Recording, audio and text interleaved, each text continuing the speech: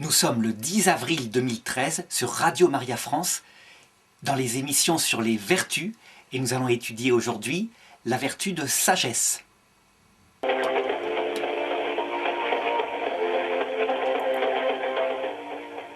êtes bien sur Radio Maria et nous retrouvons Arnaud Dumonche pour l'émission sur les vertus. Arnaud, bonjour. Bonjour Sandra, en direct de Belgique, en vacances encore, mais c'est la dernière semaine, ça sera votre tour après, n'est-ce pas? Voilà. Après, on pourra s'énerver et dire que nous sommes en vacances pendant que vous travaillez. Ah, ça va être terrible, mais le troisième trimestre va être court, c'est ça qui est bien. C'est ça qui est... Voilà, exactement.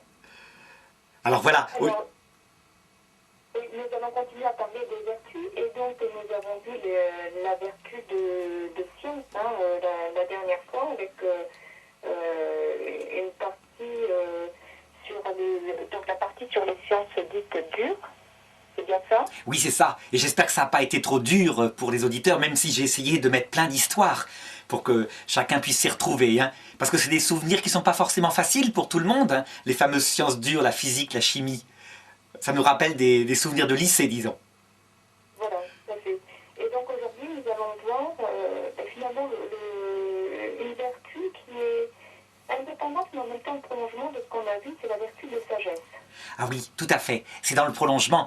Et alors, toujours pareil, pour rappeler à nos auditeurs toute cette série d'entretiens, à quoi elles servent, c'est pour montrer à chaque fois comment, dans notre esprit, aussi bien dans notre volonté que dans notre intelligence, il peut y avoir des espèces de dispositions stables qui fait qu'à un moment donné, on pense naturellement.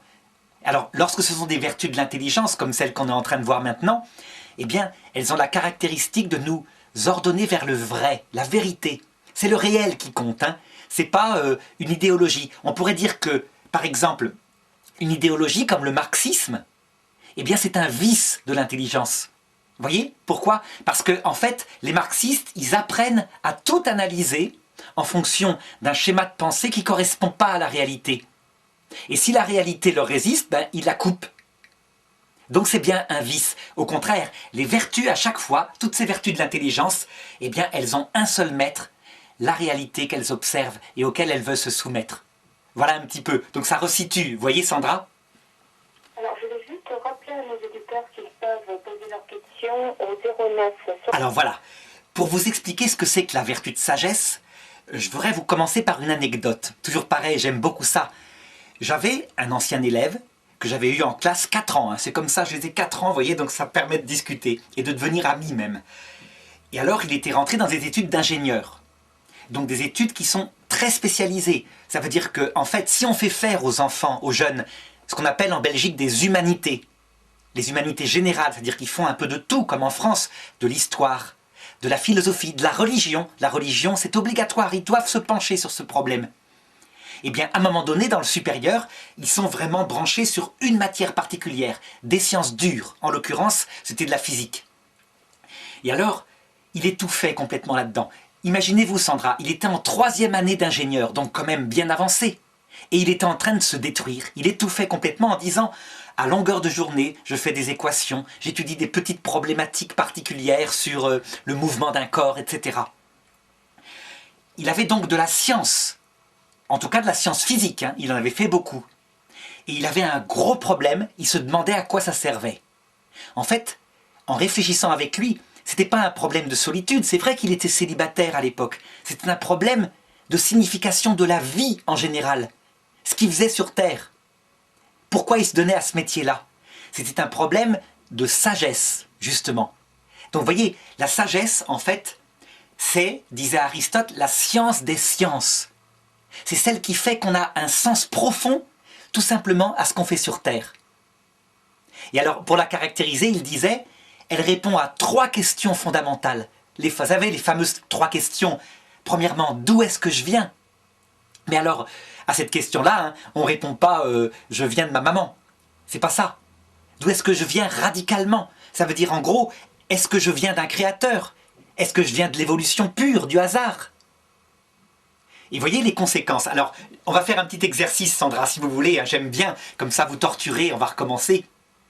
Du coup, regardez, d'où est-ce que je viens? Vous voyez, il y a 2 réponses. Soit on vient d'un créateur, soit on vient de la matière qui a évolué par hasard. En fonction de ça, Si je vous demande la deuxième question, à savoir « Qui est-ce que je suis ?» Vous répondriez quoi si vous avez répondu à la première question « Je viens d'un créateur » Je dirais d'un point de vue étymologique, dans ce cas-là, je suis une créature. Oui, absolument. Une créature voulue par quelqu'un, par un créateur. Vous ne saurez pas forcément répondre, mais en tout cas, voulue par quelqu'un, donc qui a une importance. Et si vous êtes matérialiste, c'est-à-dire si vous avez répondu à la question « Je viens uniquement du hasard et de l'évolution », vous répondrez plutôt quoi à la deuxième question « Qui suis-je » Oui, ça peut être beaucoup de choses, ça peut être le fruit du hasard, ça peut être une anomalie, ça peut être un objet, ça peut être beaucoup de choses. Oui, tout à fait. En tout cas, une personne qui a une conscience qui va disparaître, qui est une conscience de quelques secondes dans l'espace du temps cosmique et qui va disparaître. Et voyez, ça paraît petit cette chose-là. Et pourtant, je suis sûr que ce sont des questions fondamentales qu'on a tous en tête. Voyez, les grandes manifestations qu'il y a en France à propos du mariage gay et de l'adoption d'enfants par des homosexuels. Les journaux qui sont plutôt pro-mariage gay, tout le temps essayent de montrer que ce sont des chrétiens uniquement qui manifestent. En réalité, ce sont principalement des hommes qui ont une certaine religion. Ce n'est pas forcément des chrétiens, même si en France, le christianisme est fondamental. Parce que, regardez, si vous répondez « je viens du hasard »,« je vais dans le néant, je suis une passion passagère », eh bien, en réalité, à quoi ça sert de se bagarrer? Puisque de toute façon, tout va se terminer dans le néant, tout est vain. Et que la seule sagesse, c'est donc de se donner du plaisir tant qu'on est jeune. Vous voyez, ça a une influence directe. Le camp est comme divisé. C'est pas la droite et la gauche, hein. Il y a des députés de droite qui sont pour le mariage homosexuel, parce que tout simplement, ils disent « mais à quoi ça sert de se battre pour ça? De toute façon, on est mort dans 50 ans. » Et beaucoup de députés de gauche, parce que leur tradition est plutôt justement anticléricale, etc. Mais on voit que la distinction, c'est effectivement ceux qui ont une sagesse de type religieuse et ceux qui ont une sagesse de type matérialiste. Donc c'est pas n'importe quoi. Alors, pour illustrer ça, hein, vous savez, Jésus, il a une petite parabole qui est très très belle dans l'Écriture. Il dit, le royaume des cieux, ça veut dire en gros la sagesse. Donc c'est la réponse à la troisième question, où est-ce que je vais après la mort? Le royaume des cieux, il disait, c'est comme la toute petite graine, la plus petite graine du jardin. Quand elle est toute petite au départ, elle est la plus petite de toutes. C'est la graine de moutarde. Et à la fin de la vie, elle devient le plus grand arbre du jardin au point que les oiseaux font leur nid dedans. Ben, c'est exactement ça. Voyez, prenez la génération mai 68. C'est une génération qui a dit qu'elle n'avait pas besoin de sagesse, en gros. Qu'il suffisait de profiter de la vie, faisons l'amour, pas la guerre, etc. Les curés, on les envoie balader, on envoie balader toutes les valeurs de nos parents. Donc, c'est vrai que ça a marché pendant un certain temps. C'est une génération qui a dansé, qui s'est amusée, qui a gagné de l'argent. Et puis vous remarquez, c'est une génération qui maintenant a environ entre 60 et 70 ans, qui est encore au pouvoir, parce que on peut dire qu'elle est encore jeune, elle a profité de ce qu'il y avait après-guerre, et elle n'a maintenant plus qu'une idée, après le mariage homosexuel, c'est de se voter la loi sur l'euthanasie. Comme elle est passée en Belgique. Tout simplement pourquoi? Ben, je pense que c'est parce que viennent les moments qu'on n'aime pas. Les moments où la sagesse est devenue le grand arbre du jardin, et que si on n'a pas de réponse, ben on a l'angoisse comme réponse. Vous voyez la logique un petit peu? Surtout si le corps qu'on a mis au premier plan se dégrade. Ah, je n'ai pas compris. Allez-y, redites-le, Sandra. Surtout, donc l'euthanasie arrive finalement donc sur le tapis, parce que s'il manque la sagesse, alors que c'est ce qui devrait rester en fin de vie, et que le corps qu'on a mis toute sa vie au premier plan se dégrade, ben, il ne reste pas grand-chose. Voilà, absolument.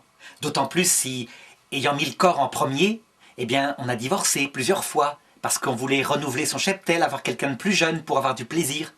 Le problème, c'est qu'on construit un amour d'amitié lorsqu'on a été fidèle au compagnon ou à la compagne de sa jeunesse. Ça ne se construit pas, ou rarement, avec quelqu'un de 60 ans qui a pensé qu'à lui.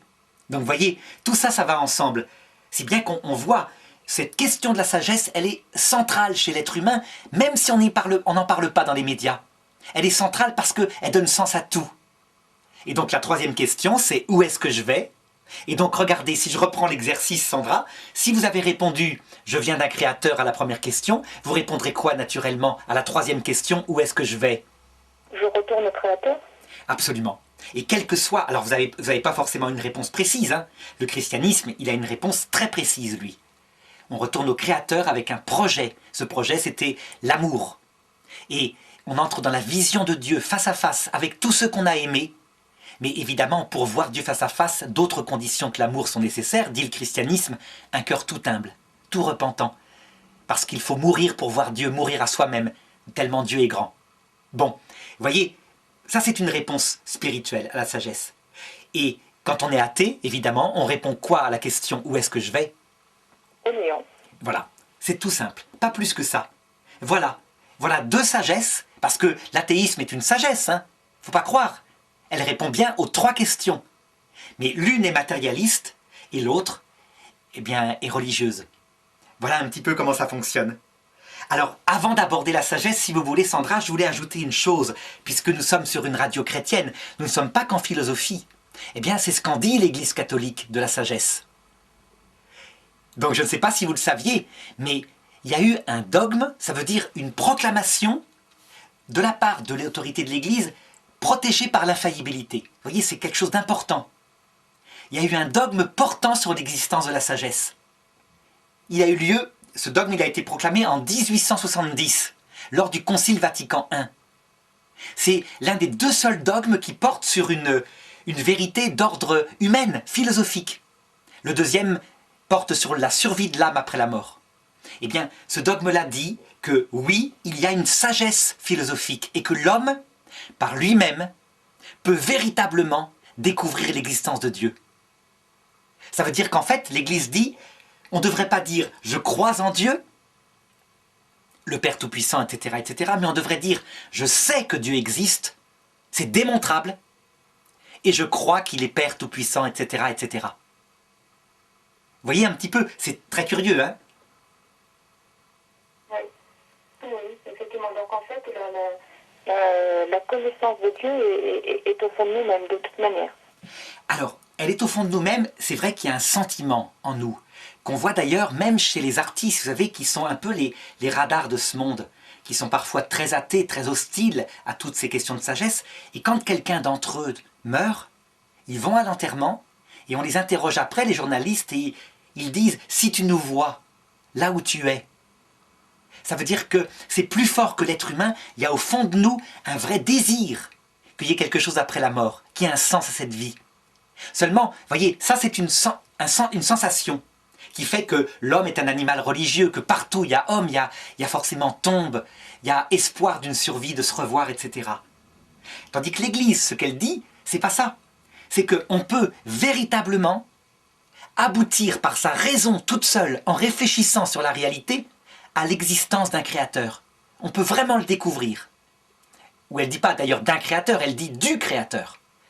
Donc le Dieu qui s'est fait homme en Jésus-Christ, même si par la philosophie on ne peut pas savoir qu'il va se faire homme en Jésus-Christ, hein. Ça c'est autre chose.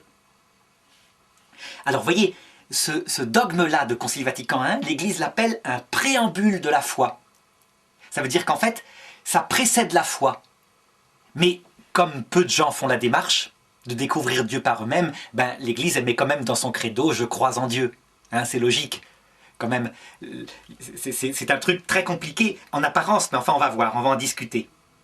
Et alors vous voyez, pour ajouter, Saint Paul, il le disait lui aussi, donc c'est le texte, vous connaissez peut-être dans les Romains, chapitre 1, verset 20. « Ce qu'il y a d'invisible dans la création du monde se laisse voir à l'intelligence par ses œuvres. » Vous voyez, c'est exactement ça. Ça veut dire que Saint Paul lui-même affirmait qu'on pouvait, en observant la création, découvrir le Créateur. Voilà, c'est tout simplement ça. Est-ce que vous avez sur ce point-là peut-être une remarque, Sandra, ou des questions? Non, pas de questions, mais c'est vrai que là, ça me fait penser à un autre passage biblique hein, dans les évangiles, alors je ne sais plus lequel, lorsque Jésus répond à Philippe, me semble-t-il, qui m'a vu a vu le Père. Ah oui, tout à fait. Alors, Tu demandais, montre-nous le Père. Montre-nous le Père. Alors, sauf que là, c'est encore plus profond. Je dirais que ça c'est intéressant ce que vous posez comme remarque, Sandra, parce que ça va permettre de comprendre qu'en fait, il y a 3 sagesses. Vous voyez, il n'y en a pas qu'une. Là, ce dont je suis en train de parler aujourd'hui, c'est ce qu'on appelle la sagesse philosophique. En gros, c'était Voltaire qui disait « il y a un grand horloger de l'univers ». Vous voyez, c'est avec la raison, toute seule. Aristote aussi disait, alors lui, vous allez voir, c'est surprenant, hein, la découverte d'Aristote du Dieu unique, c'est très bizarre, il dit, il y a forcément un moteur premier immobile. Donc en fait, un gros tracteur qui a mis le monde en mouvement. Hein. Vous voyez, donc c'est pas tout à fait le Dieu des chrétiens. Hein. Bon. Mais en fait, il y a 2 autres sagesses. Parce que vous verrez tout à l'heure, quand on a découvert l'existence d'un créateur, on va le faire, on va faire la démarche, évidemment, hein. Et nos auditeurs diront si ça leur parle. Si ça parle à leur intelligence, c'est qu'ils ont compris la sagesse philosophique. Si ça ne leur parle pas, c'est qu'ils sont contraints de rester à la foi. Ça veut dire, en fait, que ce créateur, par ailleurs, s'est révélé à un moment donné. Il a voulu expliquer ce qu'on faisait sur Terre et pourquoi la souffrance. Et donc la 2e sagesse, qui n'est plus démontrable par la raison, on y croit ou on n'y croit pas, eh bien elle s'appelle la sagesse théologique. Donc c'est la révélation en Jésus-Christ.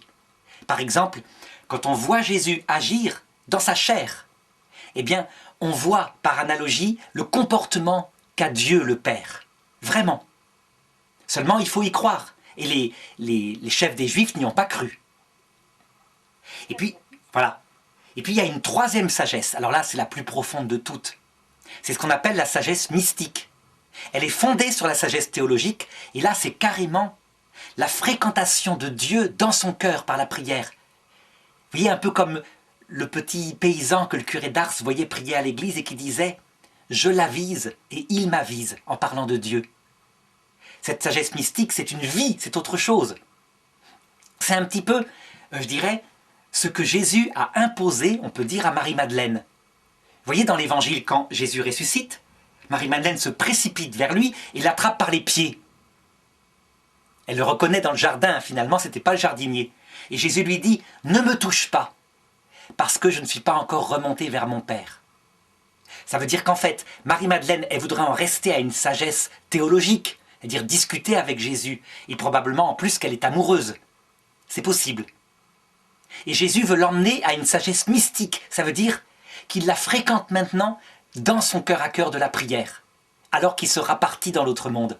Donc c'est quelque chose de beaucoup plus profond, et c'est quelque chose qui est très difficile à faire pour un philosophe, hein. C'est de l'ordre vraiment de Jésus-Christ. D'accord. Alors nous avons une auditrice qui souhaiterait intervenir, il s'agit de Christiane. Ah oui. Christiane, c'est à vous. Oui, bonjour. Je voulais vous poser la question, dans les écoles maternelles, on leur fait faire des petites chansons où on leur dit qu'on ferme les volets mais en fermant l'œil, qu'on ferme la bouche, et enfin je la connais pas en fermant, et vilaine main. Et les orthophonistes sont obligés après de faire l'effet inverse pour remettre tout, rétablir tout, parce que paraît-il que les enfants ne travaillent plus que sur l'intuition.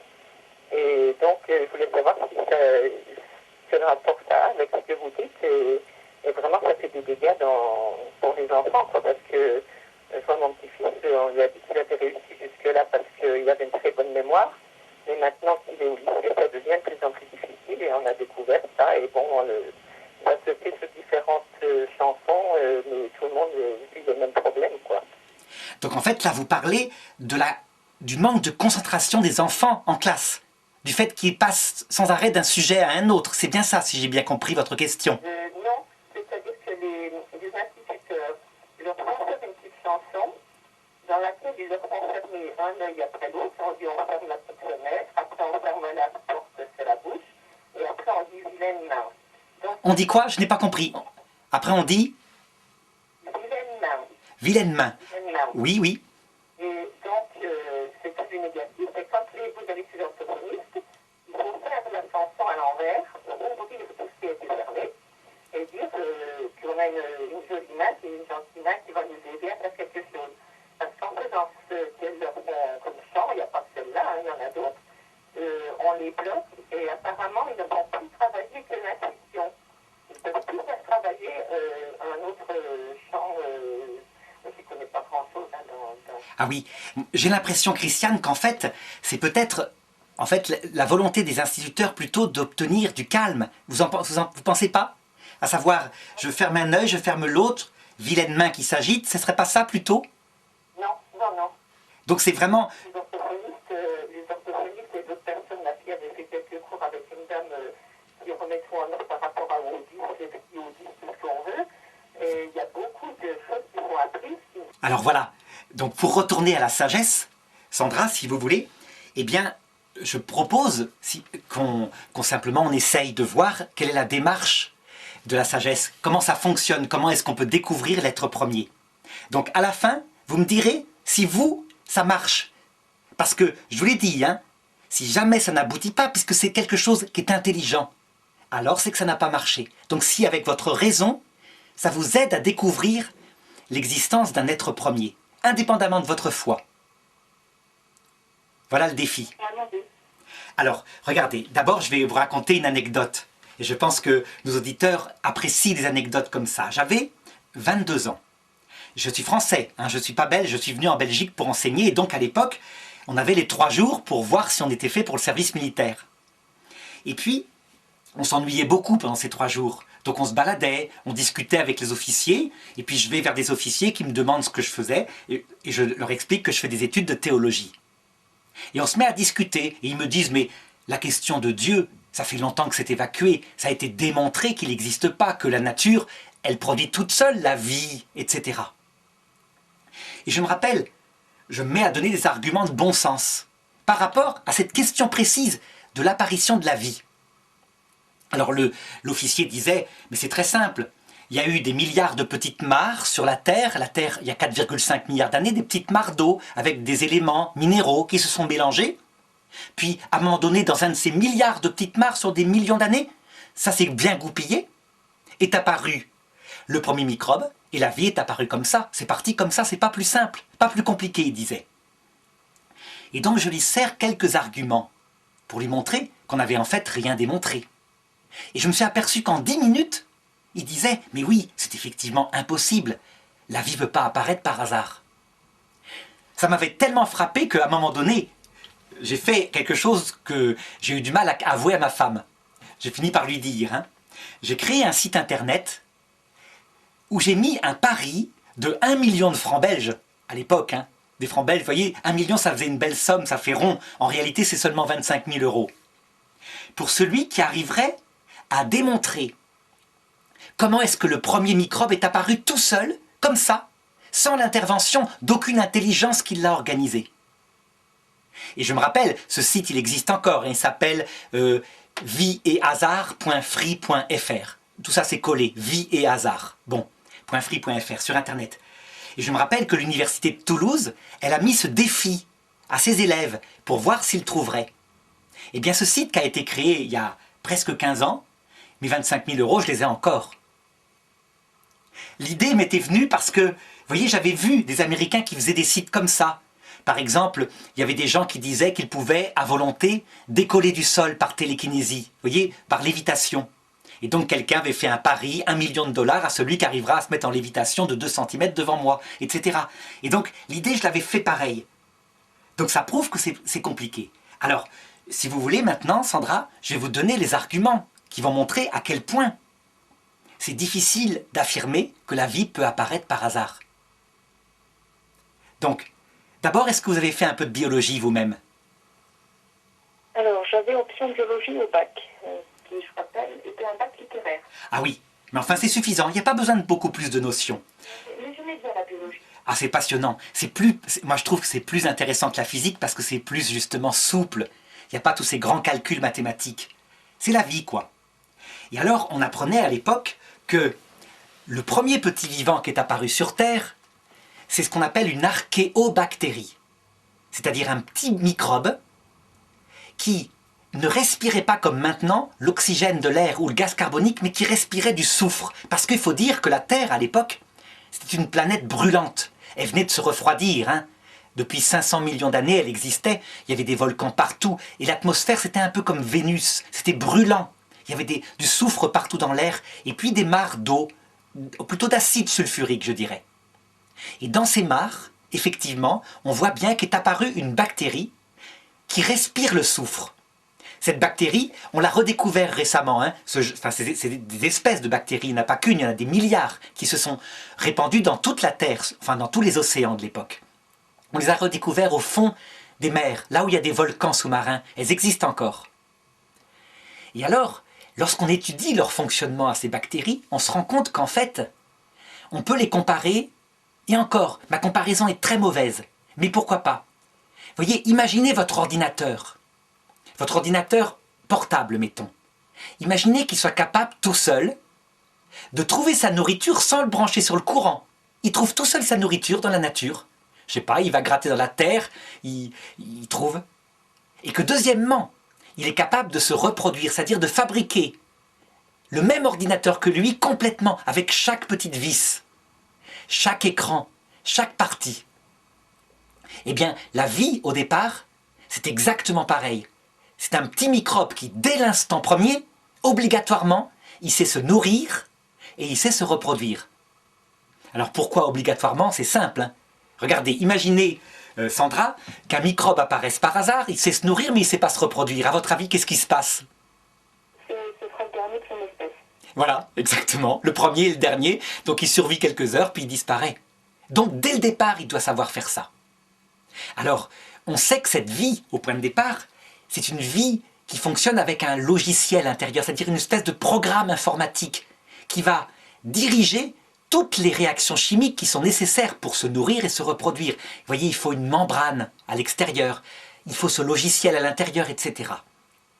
Et c'est un logiciel qu'on appelle l'ADN. Ça, tous nos auditeurs savent ce que c'est. Hein. On voit ça dans les films de police. Il y a comme un code informatique écrit sous forme de lettres chimiques avec des A. A, ça veut dire adenine, c'est une molécule particulière. T, c'est thymine. C, c'est cytosine, etc. Il y a 4 molécules. Elles se mettent précisément bout à bout. Et alors, sur ce petit filament qui est enroulé, eh bien, est écrit tout le fonctionnement de ce microbe. Le problème, regardez, pour le plus simple des microbes, le vivant le plus simple qu'on puisse imaginer, vous voyez, il n'y a pas dans le premier vivant d'antivirus, par exemple. Dans les bactéries actuelles, il y a plein d'antivirus parce que ces microbes doivent se protéger d'attaques qui viennent de l'extérieur. Au départ, non, il n'y a pas ça. Juste se nourrir, se reproduire. Eh bien, des scientifiques ont essayé de le recréer en laboratoire en collant bout à bout des bases adenine, guanine, etc. Eh bien, il y a de quoi remplir une bibliothèque de livres, vous voyez, une pile de livres, comme l'Encyclopædia Universalis, donc des livres avec des papiers très fins, qui font à peu près 3-4 mètres de haut. Des caractères très précis. Vous voyez, et c'est pas n'importe quoi. S'il y a une erreur de programmation, ce microbe ne fonctionne pas. Parce que c'est fondamental, sa respiration, sa nutrition cellulaire. Pareil pour sa reproduction. Donc vous voyez, un message gigantesque, extrêmement complexe. Donc voilà, je constate ça, et je dis à cet officier, je lui dis, mais à votre avis, est-ce que ceci peut apparaître par hasard, comme ça, sans qu'il y ait de programmation? Et il me dit, oui, pourquoi pas, avec du temps. Et donc je lui mets le défi, eh bien, essayez de faire apparaître par hasard, avec un ordinateur qui tournerait, très très vite, simplement une page de texte, une seule. Pas les 3-4 mètres de hauteur, hein, mais une page. Vous voyez, une page A4, ça fait à peu près 3000 caractères, où il y aurait un texte en français, n'importe lequel, ce que vous voulez, mais qui veut dire quelque chose. Et donc, j'avais dit, mais calculez le nombre de chances pour que ça arrive. Par exemple, tenez Sandra, pour bien visualiser pour nos auditeurs, imaginons que on attrape 100 milliards de singes, les pauvres bêtes, ils y peuvent rien, hein. On les attache sur des chaises, et on ne les nourrit que s'ils tapent à la machine, devant des ordinateurs, n'importe quoi. Ils tapent toute la journée, ils tapent pendant des millions d'années, des milliards d'années, jusqu'à ce que par hasard, ils obtiennent une page de texte, pas les 300 millions de pages que je viens d'indiquer, mais une seule page. Eh bien, on a calculé le nombre de chances. C'est une chance sur le chiffre exact, hein, je ne vais pas vous le donner, mais disons que c'est un chiffre qui a plus de 3000 zéros. Donc une chance sur 1000 milliards, de milliards, de milliards, de milliards, de milliards, de milliards. Pour vous montrer à quel point ce chiffre il est gigantesque. On a calculé globalement que d'atomes d'hydrogène dans l'univers, c'est l'atome le plus fréquent. On n'en aurait pas plus de un chiffre avec 200 zéros. 200 zéros. Vous voyez, Un chiffre avec 200 zéros, c'est énorme. C'est des milliards de milliards de milliards de milliards d'atomes d'hydrogène. On voit dans les galaxies, etc. Eh bien, rien que pour une seule page de texte, 3000 caractères, le nombre de chances pour que ça apparaisse dépasse toutes les possibilités de l'univers. Il y avait un scientifique qui avait dit « c'est une chance tellement impossible que ça n'apparaît jamais, parce qu'en fait, vous auriez beau faire des milliards d'essais, ça n'apparaît jamais. » Alors, entre-temps, vous voyez, j'ai eu des élèves, et j'ai eu des élèves informaticiens. Et quelquefois, je leur disais, faisons l'expérience. Je vous demande simplement, pour avoir, pas les 25 000 euros, mais on va dire, par exemple, 500 euros. Faites-moi apparaître à l'ordinateur une phrase de 30 caractères. Je ne vous demande pas plus que ça. Par exemple, je pense, donc je suis, ceci prouve que je pense. Voyez, voilà, à peu près cette phrase-là. Faites-le. Donc j'ai des élèves qui se sont mis à faire ce travail-là, qu'on produit un logiciel qui tirait chaque seconde des millions d'essais. Eh bien, jamais, jamais ils n'arrivaient à produire ça. Même avec 30 caractères, on dépasse les possibilités du réel. Avec 7 ou 8 caractères, on y arrive. Vous voyez, c'est un peu comme tirer au loto, ça marche. Mais dès que les chiffres sont trop grands, c'est comme si vous inventiez un jeu de loto en demandant à des milliards d'humains de jouer, par exemple, 100 000 numéros. Mais il faut tirer du premier coup les 3000 bons numéros de la combinaison qui fait le gagnant. Eh bien, on pourrait attendre des milliards d'années, personne ne tirerait les bons numéros. Vous voyez, un petit peu le problème. Oui. Alors, nous avons un auditeur en ligne, il s'agit de Carmelo qui souhaiterait intervenir. Oui, Carmelo. Carmelo, c'est à vous. Bonjour. Bonjour, ça va bien? Oui, bonjour Carmelo, ça va très très bien. Je vous écoute, hein. Je vous entends très bien, même si c'est au téléphone. Ce que j'entends, ça me fait réagir, donc je me permets d'appeler, même si je n'inscris pas directement dans le cadre de l'émission. Alors Carmelo, regardez, dire que c'est prouvé scientifiquement, apparemment, ça ne convainc pas tout le monde. Il y a énormément de scientifiques qui vont vous dire il est prouvé scientifiquement que tout est apparu par hasard. C'est pourquoi il faut faire la démarche. Vous voyez, il faut la faire soi-même. Non, c'est parce que les scientifiques qui disent que c'est faux, c'est parce qu'ils ne vont pas jusqu'au bout des choses. C'est-à-dire qu'ils s'arrêtent au milieu de la route. Donc je vais continuer un petit peu et je vais dire que la vie est très simple. Sauf que nous, comment faire simple alors qu'on peut faire compliqué? La vie est très simple, c'est pour ça qu'on vient du Créateur et on doit retourner au Créateur. On doit simplement voir à manger, dormir et aimer. C'est pas très compliqué. Sauf qu'on arrive à faire plus compliqué. Alors, notre vie est très simple. Mais par contre, notre structure vitale et la structure vitale des microbes est tellement complexe, tellement précise, que lorsqu'on étudie un petit peu ça, on se rend compte qu'effectivement, les lois du hasard de la matière ne peuvent aucunement donner la vie. Il faut visiblement une intelligence créatrice. Mais voyez, il ne suffit pas de l'affirmer. Il faut faire la démarche comme je suis en train d'essayer de la faire. Voyez, c'est un peu finalement comme si vous essayez de créer un ordinateur qui tourne en prenant toutes ces pièces, en les lançant en l'air pendant 100 milliards d'années jusqu'à ce que par hasard, elles se mettent ensemble et qu'elles fabriquent l'ordinateur qui fonctionne. Eh bien, la première bactérie, c'est un peu pareil. C'est non seulement extrêmement complexe, mais en plus, le monde qui n'est pas vivant, il n'a pas envie de fabriquer une bactérie. À partir de là, vous voyez Carmelo, quand vous avez compris ça, vous vous dites, ben oui, il y a forcément une intelligence créatrice. À vous, je vous laisse parler. Il y a longtemps que je l'ai compris, moi. Il y a une vidéo que j'avais visionnée qui s'appelle Les signes de la présence de Dieu, qui explique très très bien que Dieu, l'existence de Dieu est prouvée, que la vie ne peut venir que par un esprit puissant extérieur qui a déclenché le Big Bang. Le Big Bang n'a pas pu venir tout seul et il n'a pas pu venir dans des conditions très particulières pour donner la vie. Donc c'est très bien expliqué. Alors je suis tout à fait d'accord avec vous Carmelo, mais c'est justement ce qu'on va faire maintenant.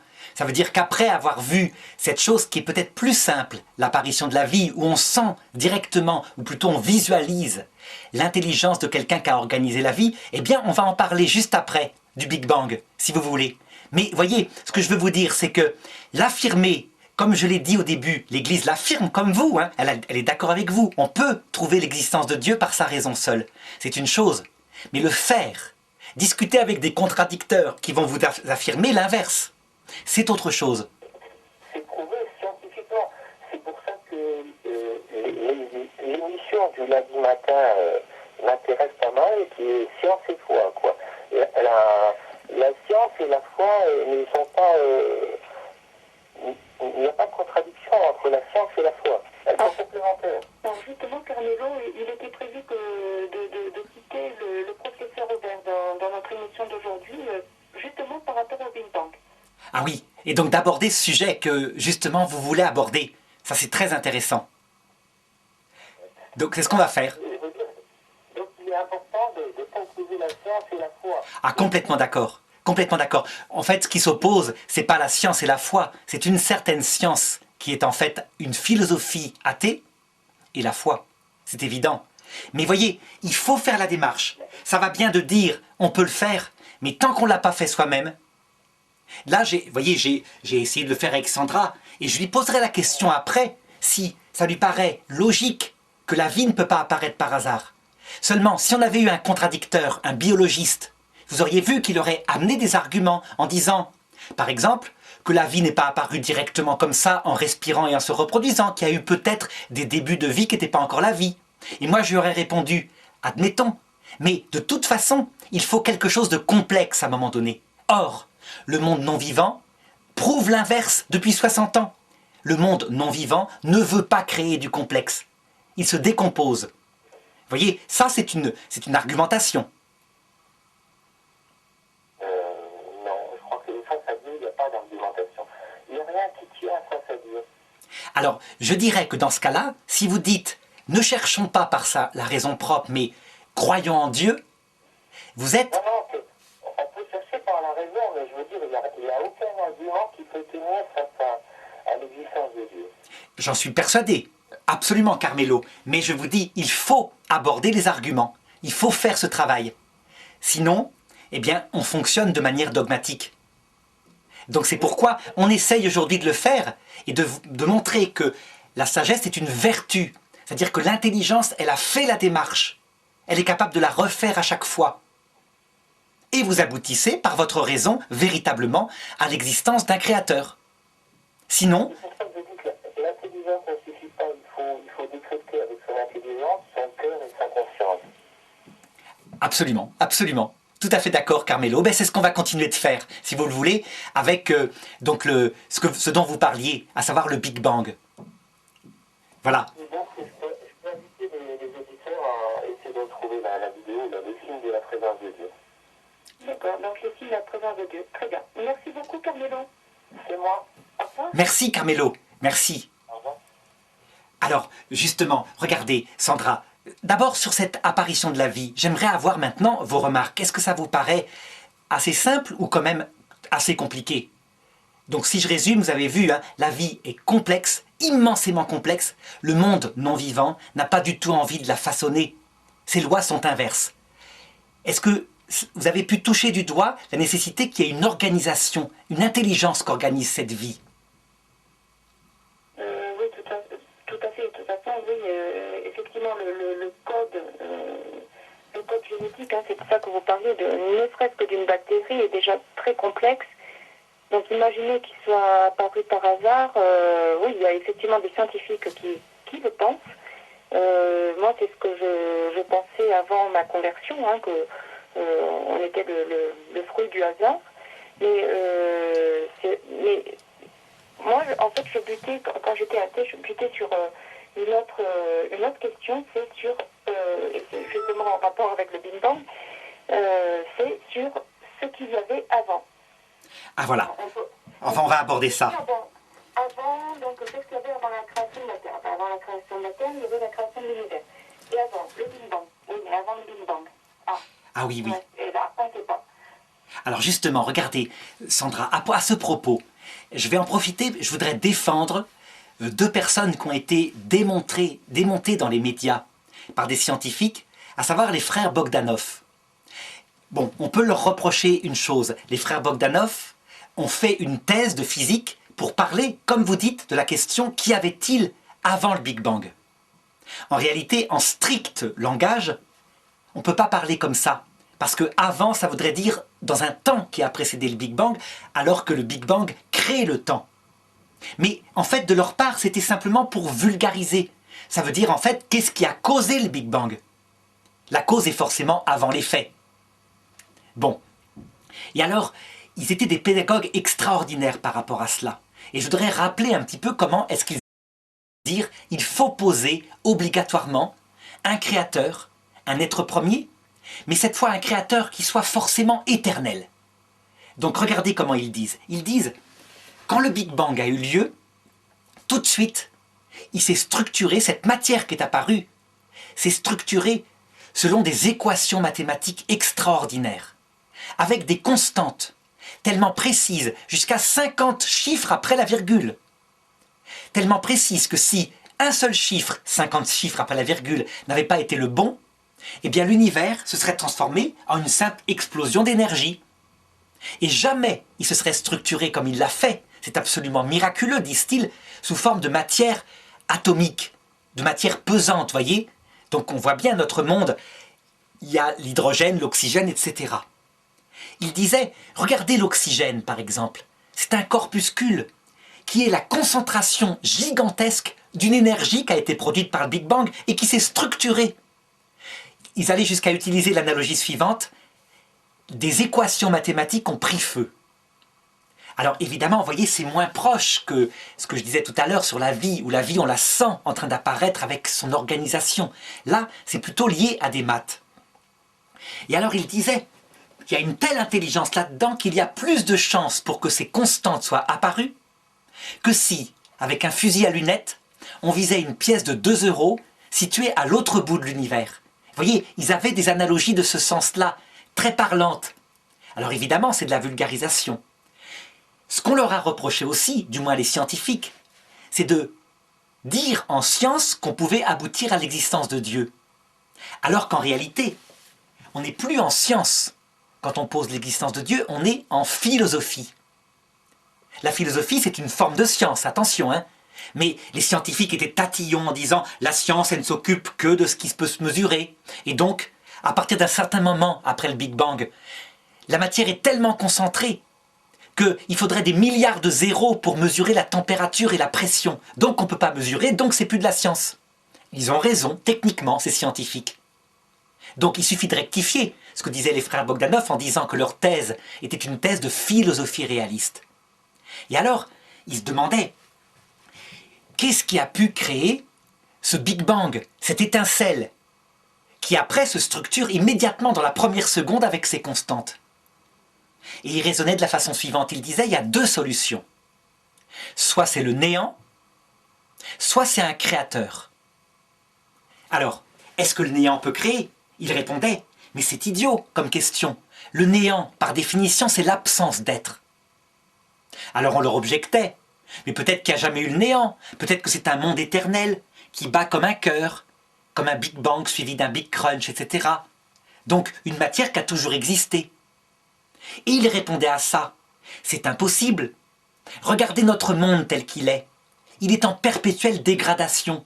Ça veut dire qu'actuellement, notre monde il ressemble à un feu de bois qui a été allumé il y a 15 milliards d'années et qui est en train de s'éteindre. Le monde se disperse. Les galaxies sont en train de s'éloigner. Dans 5 milliards d'années, notre soleil sera éteint, etc. Au bout du compte, il restera quoi? Des corps glacés, des trous noirs qui se disperseront à l'infini dans l'univers. Donc, comment imaginer qu'il puisse battre comme un cœur alors qu'il va vers l'inverse, il va vers sa dégradation? Et donc ils en concluaient, il faut forcément poser une cause qui est adaptée à cet effet qui est apparu. Donc voyez l'effet si je résume. Apparition de matière, donc de l'être est apparu, à partir de rien. Et deuxièmement, cet être, il est intelligemment organisé. Il est structuré génialement, comme mathématiquement. Et donc il disait, en conséquence, nous sommes obligés de poser un être premier qui forcément n'a pas commencé d'exister, qui forcément est éternel. Parce que voyez Sandra, la première question qui vous vient sûrement, c'est qui a créé le créateur? Vous répondriez quoi à ça? Ça c'est une question vache, hein, mais c'est un petit peu pour vous stimuler. Alors, qui a créé le créateur? d'un point de vue chrétien, le Créateur est éternel, donc personne ne l'a créé. Il est incréé. Oui. Et d'un point de vue rationnel, par votre raisonnement comme ça, Là aussi, c'est un peu comme qu'est-ce qu'il y avait avant. C'est qui a créé le Créateur? Notre Créateur. Et qui a créé ce même Créateur? Oui. Créateur. Voilà. Et on n'en finit plus. Et on n'en finit plus. Si bien qu'au bout du compte, les frères Bodanov disaient simplement, il faut admettre que ce créateur ne peut pas être créé. Parce que s'il avait commencé d'exister, mettons, il y a 50 milliards d'années, qu'il l'a créé, eh bien, au bout du compte, comme vous le dites, par raisonnement, ça serait le néant. Le néant aurait créé le créateur, vous vous rendez compte? C'est encore plus idiot que de dire que le néant a créé le Big Bang. C'est quelque chose d'aberrant. Donc il disait, obligatoirement, il est éternel. Il ne peut pas avoir de commencement. Alors c'est effectivement surprenant. Ceux qui réfléchissent à ça se disent, d'accord, ça permet de rendre compréhensible l'apparition du Big Bang. Mais en fait, on crée un autre mystère. Le mystère d'un être qui n'aurait jamais commencé d'exister. C'est vrai, tout à fait. Mais au moins, cet être-là, s'il existe, rend raison du reste. Voyez, quand on se demande comment la vie a-t-elle pu apparaître, ben c'est simple. Il met simplement de l'intelligence dans la matière qu'il a créée. Il la structure pour fabriquer la vie. Dès qu'il y a un ingénieur, tout devient facile à expliquer. Alors d'autres... Allez-y Sandra, oui je vous laisse parler. Non, continue.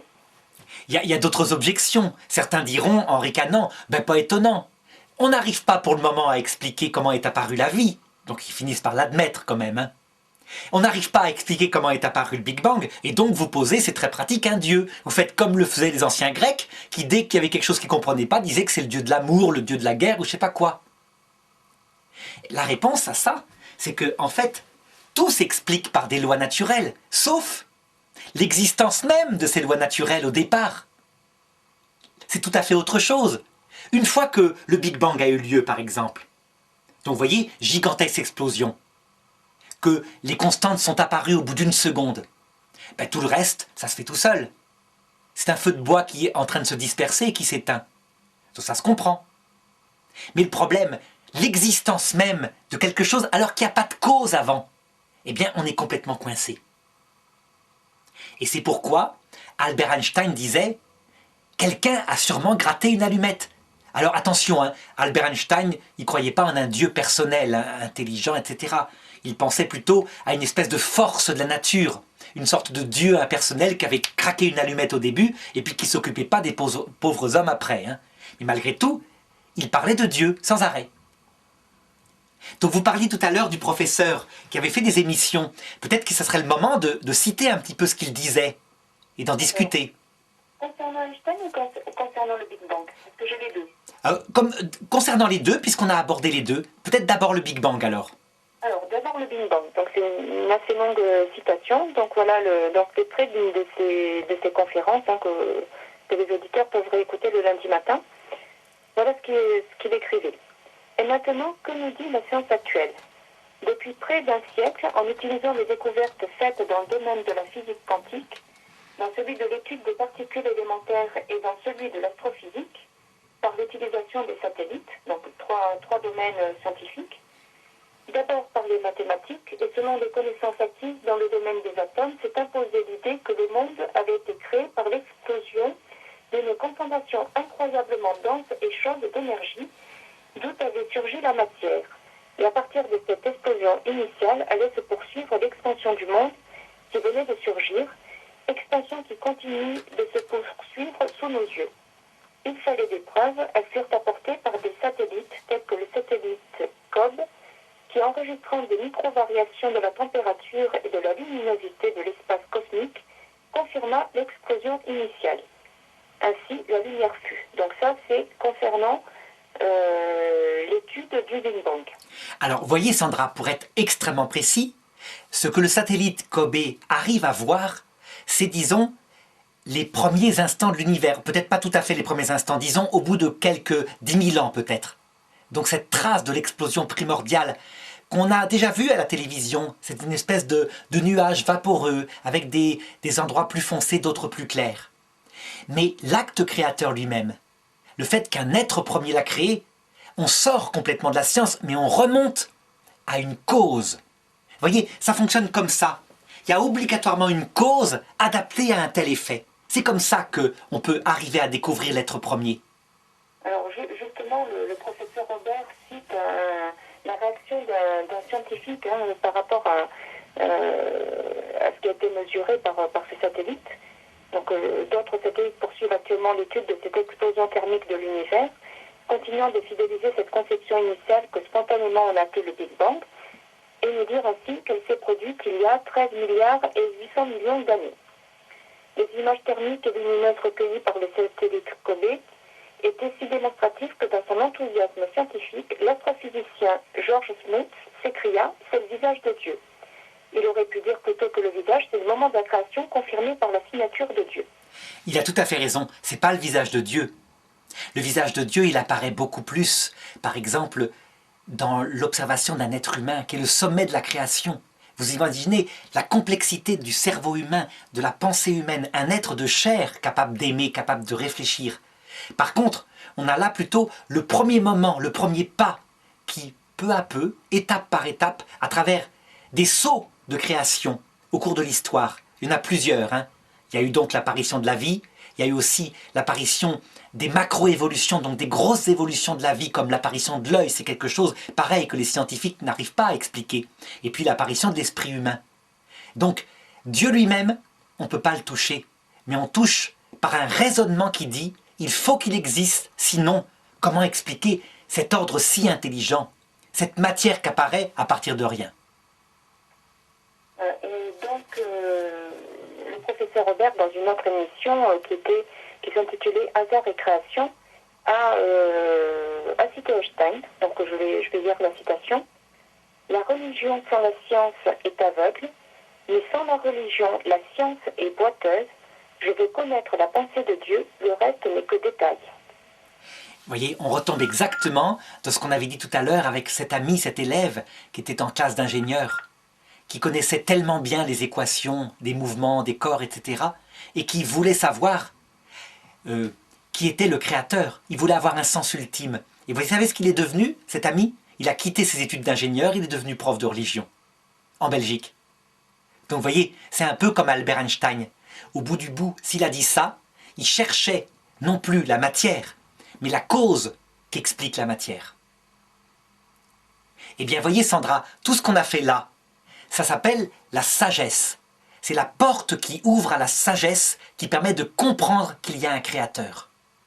Et cette sagesse philosophique qui est fondée sur un raisonnement, vous avez bien vu, on n'a pas du tout mis sa foi, son cœur.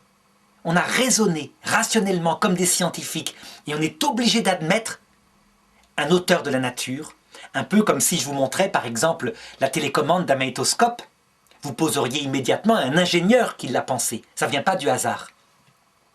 Eh bien cette sagesse, elle permet de découvrir certaines choses du Créateur et donc d'avoir une véritable contemplation alors qu'on n'est pas chrétien. C'est quelque chose de commun à tous les hommes. On peut savoir d'abord qu'il est éternel, donc il ne peut pas avoir commencé d'exister. Mais c'est pas tout. Regardez, on peut démontrer qu'il est intelligent.